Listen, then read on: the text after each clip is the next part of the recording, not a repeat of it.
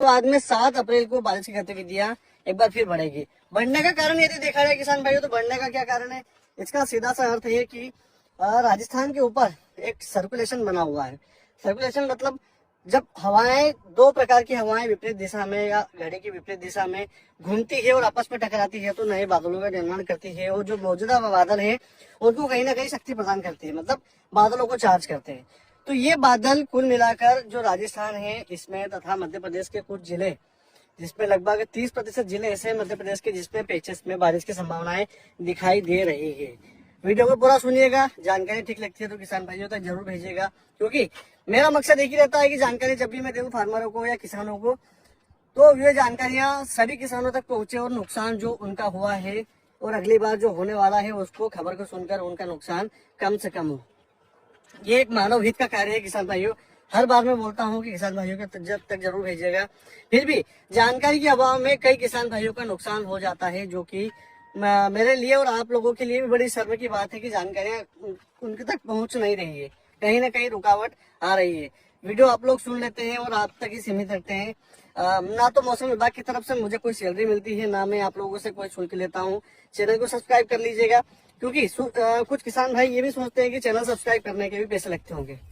कोई पैसा नहीं किसान भाइयों, लाल बटन जो नीचे सब्सक्राइब का दिख रहा है उसको दबा दीजिए, तो आपको मैं जब भी मौसम की जानकारी दूंगा आपको तुरंत नोटिफिकेशन मिल जाएगा कि मौसम में बड़ा परिवर्तन होने वाला है, बारिश आने वाली है या तेज गर्मी होने वाली है या ठंड में पाला गिरने वाला है। सभी प्रकार की जानकारी मैं देता हूँ, जिसका कोई आज तक मैंने किसी किसान से शुल्क नहीं लिया है, ना ही मैं लूंगा, क्योंकि बाबा महाकाल की दया से सब कुछ है मेरे पास में। अब मैं मौसम की बात करूं तो सबसे पहले 6 अप्रैल को जो सर्कुलेशन राजस्थान के ऊपर बनेगा, उसके कारण राजस्थान में तेज हवाएं चलेगी। बीकानेर, बांसवाड़ा, डूंगरपुर, प्रतापगढ़, जालोर, सिरोही, राजसमंद या देवगढ़ की बात करें, जयपुर, जोधपुर की बात करें, इनमें तेज हवाओं के साथ में 7 अप्रैल को पेचेस में टुकड़ों में ओलावृष्टि तथा तेज हवाओं के साथ में खंड स्वरूप बारिश की संभावनाएं दिखाई दे रही है। राजस्थान के किसान भाई, आप थोड़ा सा सचेत होकर कार्य कीजिए, क्योंकि ये जो सिस्टम है, सर्कुलेशन जो बना हुआ है, ये बहुत ही ताकतवर दिखाई दे रहा है। मतलब जो गर्मी में बारिश होती है अप्रैल महीने में, वो सबसे ज्यादा अप्रैल महीने में होती है अन्य दिनों के मुकाबले, क्योंकि पश्चिमी विक्षोभ, एंटी सर्कुलेशन और साथ में बात करें हम बंगाल की खाड़ी या अरब सागर की नमी, सभी इस समय एक्टिवेट रहती है। तो सभी का मिला जुला असर इस सिस्टम के ऊपर दिखाई दे रहा है, जिससे आपके राज्य में मौसम में बड़ा बदलाव आने वाला है।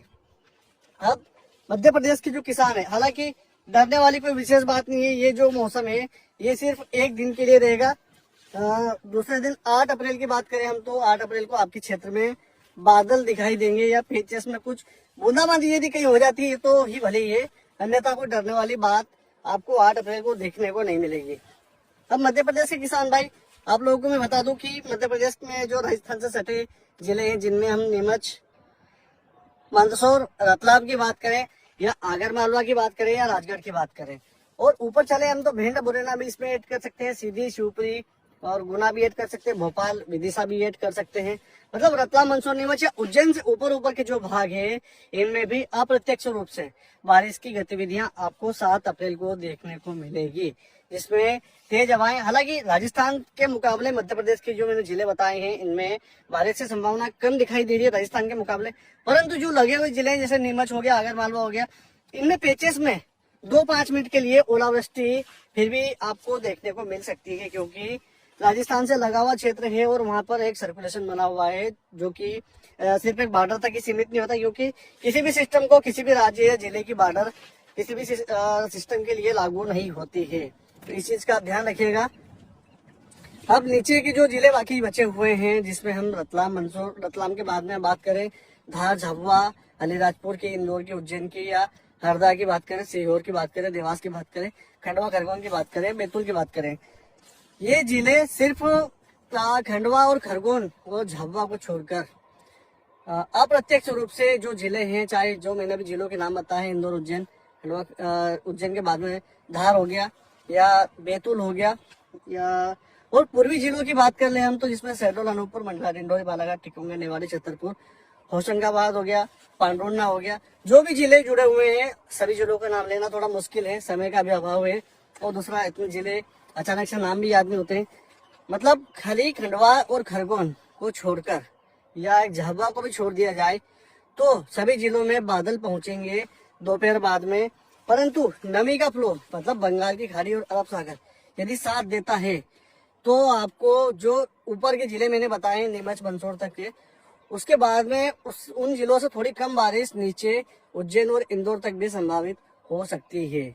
उसके बाद हरदा देवास तक भी बादल पहुंच सकते हैं। वो बूंदाबांदी से लेकर 2-5 मिनट के लिए बारिश कर सकते हैं। पर हवाओं की गति पूरे प्रदेश में एक समान रहने वाली है।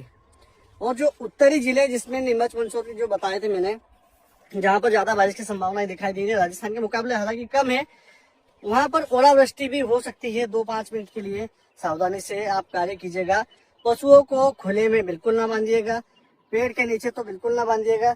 बिजली चमके मतलब बादलों की गर्जना भी इस समय होती है, क्योंकि ये जो टाइम पीरियड है गर्मी जब पड़ती है पृथ्वी के ऊपर, तब आसमान में जो वाष्प बन के जाती है पानी की बूंदे, वो और बादल जब आपस में टकराते हैं तो बिजली और मेघ गर्जना की गतिविधियां इस समय आपको देखने को मिलेगी।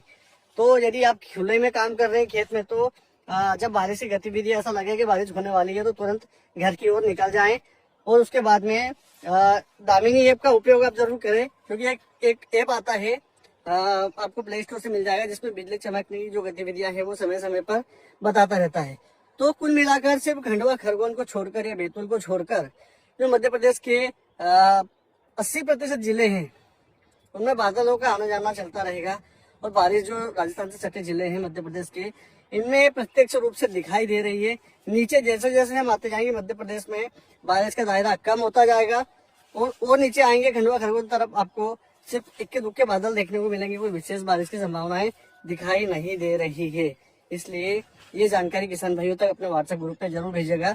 और चैनल पर पहली बार आए हैं तो चैनल को सब्सक्राइब जरूर कीजिएगा। जानकारी कैसी लगती है वो भी कमेंट में आप जरूर बताइएगा। जय श्री राम।